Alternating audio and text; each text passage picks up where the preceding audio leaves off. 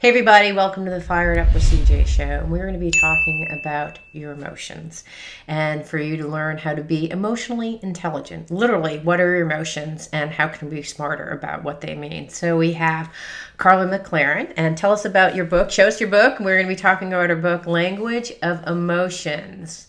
And look, it has a gold seal because it won an award. Yay. Gold seal, bing, it's won an award. Darling, good. All right, Darling.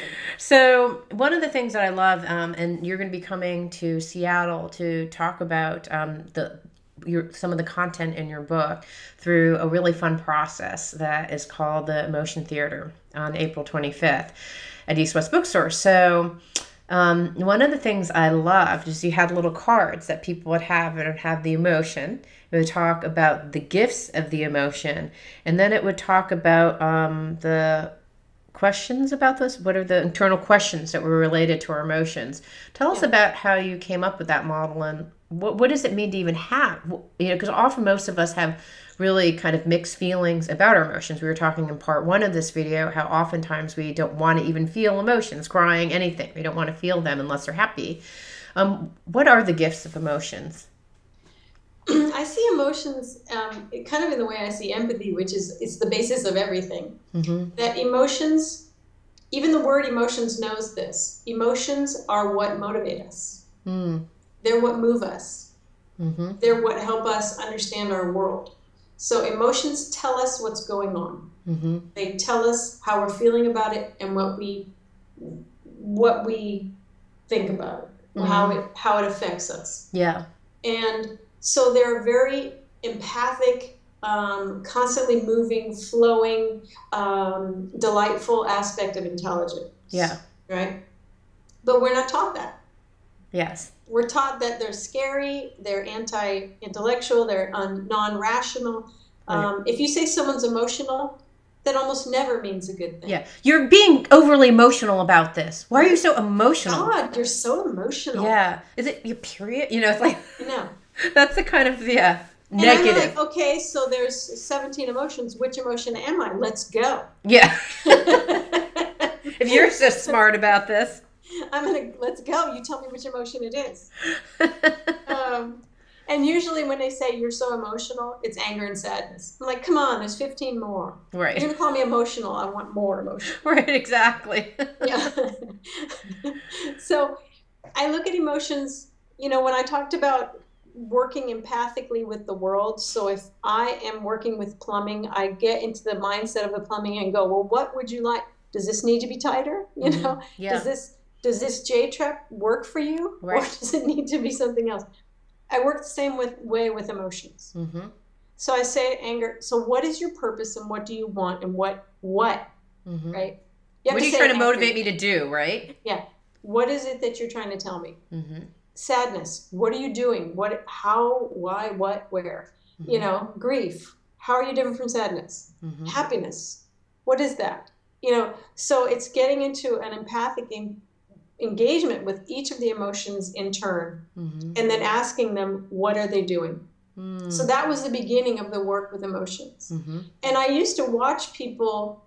I was fascinated by emotion, obviously, as a little girl. But I would watch, so here's how my mom does anger. Mm-hmm. She never acts out in anger. She gets hot and she moves quickly, but she never says anything. Mm. Here's how my dad does anger. Here's how the man across the street who hits his kids does anger. Mm. Here's how my favorite cat does anger. So I was able to start seeing anger looks different in different people, but it's performing the same task. Mm-hmm. So anger is always about rules, boundaries, self-image. Mm-hmm. It's always about that. Right. Sadness, everybody does it differently a little bit. But sadness is always about letting go of something that doesn't work anyway. Right. Grief is different from sadness because grief, you don't have a choice about letting it go. It's gone. With sadness, you could still fool around. Right. It's like, oh, it's a terrible relationship, but I don't want to be lonely. Right. With grief, it's gone. Right. So grief is a more powerful emotion than sadness because it has a bigger job. Right. Right? It's got to carry your weight as you're losing something, terribly important to you. Right. Whereas sadness is like, drop it, Do you need drop it? Do you need that? Because you could drop it right now. Right. And I think something that people don't understand about emotions is that they are called forward when they're needed. Mm-hmm. So a lot of people will look at sadness and say, sadness is trying to steal my stuff. Right. I'm like, no, sadness came up because you were holding on to something that didn't work anyway. Right. It was trying to motivate you to let go. Yeah, let go. Or grief. I don't want to feel grief right now. I'm like, something died. Right. Grief is just doing its job, pal. Right. You know, don't get in this way. Right. Or when people are always angry, you know, what we would say is, oh, that person has a rage disorder, which sometimes is true. Right. That person is a cranky bastard. That person is whatever. But I would say, what is going on in that person's life or in that person's psyche? Mm-hmm. That anger has to come up all the time to set boundaries or to set rules. What is going on? Do you hear the difference? Yes. Instead of that person has an anger problem and they should go to hell.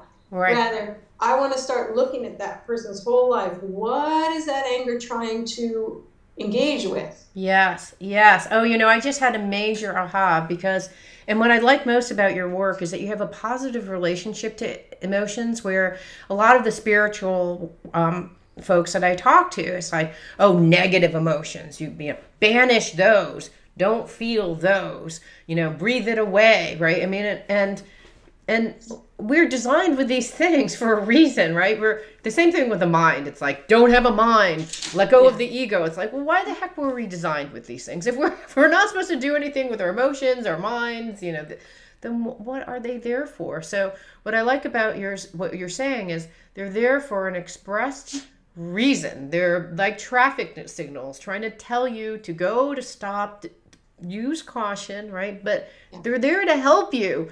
Yeah. Please listen to them. Please listen to them. Please respect them. They're trying to tell you something, you know, and versus, I don't want to see it, you know, or, you know, like stuffing it all in. Those are kind of ways where I think we're not listening to life signals, I think. No, and I grew up in that kind of spiritual community. Yeah. And that's where my work on emotions came from, because trying to repress emotions, oh, you're going down. Yeah. You are going down. What community does, the community will go down.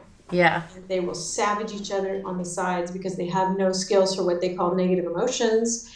I say there are no negative emotions. There are no positive emotions. Mm-hmm. None. And so people are like, what? How do I say they're bad or not? It's like, there's no bad ones. There's no good ones. If someone has died, grief is the most positive emotion in the world. Mm-hmm. Happiness would be an absurdly negative emotion to be having right then. Right. Unless the person died and you're like, yes, I'll never miss them. Right, yeah. And even then, that's kind of a little bit absurd. Yeah.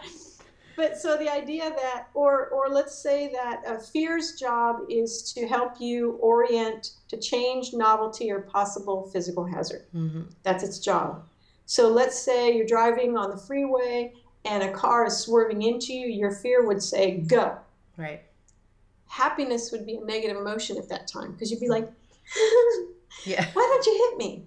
Right. Right.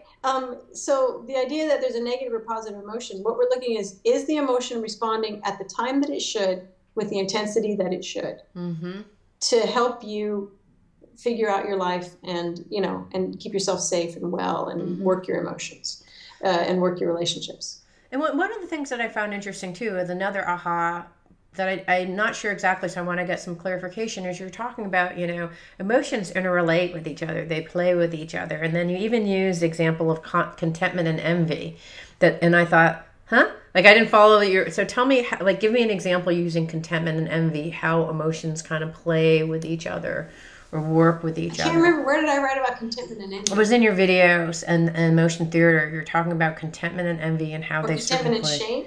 Oh, maybe that's shame, I don't know. Okay. You can use anyone you want. I can use anyone I want. There's a lot of emotions that are connected to each other in a lovely way. Yeah. Contentment and shame are. Yeah. Anger and shame have a nice relationship too. Yeah. Contentment is the emotion. I look at 3 different kinds of happinesses. Happiness, which is like, yay, looking forward to things, hope, delight. Contentment, which is turning towards yourself and saying, yay, you. Yeah. Awesome job. Yeah. Nicely done. Yeah. Love myself. Yeah. Yay. Ding. Yeah. And then joy, which is that huge, expansive, Yeah. one with everything emotion. Yes. So contentment has a connection with shame, whereas anger is about setting boundaries and self-image and rules. Right. Shame is kind of anger's brother. Shame looks in at me and says, are you breaking the boundaries of other people? Are you living up to the rules that have been set? Mm-hmm. And are you maintaining a self-image that doesn't hurt other people? This is healthy shame. If your shame isn't healthy, it can be like, you suck. Everything you do is bad. You'll never be smart enough. Right. That shame we work with in a skill called burning contracts. Right. But we wanted the shame to get back to its real healthy work. Make sure that we are mensches in this world. Yes. Okay. Now, shame, so here's contentment. And I see them as kind of like little entities, little beings, sort of. Yeah. So shame says, Karla, you don't need a 7th cookie. Right. And so I say, yeah, I don't. And my contentment will go, yay, Karla. Okay, got it. Right? But let's say that my shame says, you're out of control. You and your cookie eating are going to be the death of us. Right. And I'm like this. I'm going to have another cookie. I don't fucking care what anyone says. Contentment has nothing to say. Right? There's nothing to be proud of. Right. So the shame is like this, and contentment can't even stand up. It can't even come into that. Like, do what I want. Yeah. I've met that Karla. That Karla is in my life a lot.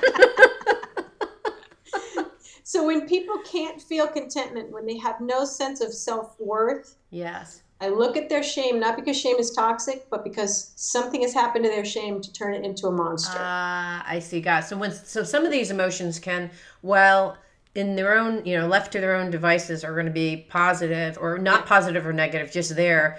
There are some kind of disproportional aspects of them, like there's some ones that can go like anxiety, whose job is to help you to help you prepare for a future you're not prepared for, and to help you stop procrastinating. That's its job. That emotion, because it's in the future, you can't ground yourself. You can't go to the future. Anxiety can get jacked up almost as a function of what it is, because it's about the future. So there's specific practices to use with anxiety. One is list making. Anxiety loves that. Yes. Because it's like, okay, she's listening to me. Yes. And then the anxiety can just calm down for a minute until you start procrastinating again. You're on Hulu and your anxiebody's like, excuse me, what? Yeah. Where's that list that I woke you up at 3 in the morning? What are you doing with girl? Exactly. Wow, interesting. So then if folks go on the 25th, April 25th, they get to play with... They get to play emotion theater. Yay, emotion theater. Each person gets to become an emotion, and they don't become emotional. They become that emotion, and they do the work. So anger, if I created a scenario where a person would be angry, the anger actor wouldn't be like, screw you! Rather, the anger actor would step forward and say, is there anything I need to do here? Wow. So it's not as if you have to act or be all emotional all over the place, but rather just understanding how the emotions move together. Yeah. In the psyche. Yeah, interesting. Thank you so much. Hold up your book again, please. Wait, which one? Art of Empathy. Well, both. Why not? So we talked about in part 1, the art of empathy, and we just talked a little bit about the language of emotions in preparation for your visit to Seattle. Yay! Which is on April. And if you're in Seattle, I'll also have the language of emotion cards with me. Yes. What are those? These come with me, and they're on the website. But because they have cards that talk about suicide and panic, I don't sell these in stores because I don't want kids to go, hey, let's play a game. Let's play a game. So each of these cards talks about the 5 skills. So there's 5 skills cards and the 17 emotions and a card about stress and resistance. So these will be available. Oh, so are those equivalent of the placard cards that I saw in your video? Oh, that's fantastic. Yeah. I want some. Those seem to be perfect ones to just kind of articulate what's happening, because sometimes you can't really grasp at exactly what you're feeling. And as you say in your videos, that once you get to see it, you're like, oh, I'm feeling this. It kind of just is like, Okay, yeah, it's not jealousy, it's envy. Yeah, and now and then I have a sense of what to do next with it, right? Yeah. I have the questions that you have on your cards on, and to have a good relationship with it. Oh, envy is just telling me about this gift, and Yeah. here are the questions that I want to do for more self-inquiry. I mean, I think that's a Yeah. really lovely thing to have gained self-awareness and peace with our emotions. So thank you so much for being here. That was this fabulous piece of work. We have Karla MClaren. And you can find stuff about me at fireitupwithcj.com, and you can go to my Facebook page, and you can find me on YouTube. So thank you so much. Thank you. Bye. It means so much to me that you're listening to the show. I would love your support in any way by giving me comments below, or to subscribe to the show, or share the show with friends. Thank you again for your support. Love and blessings.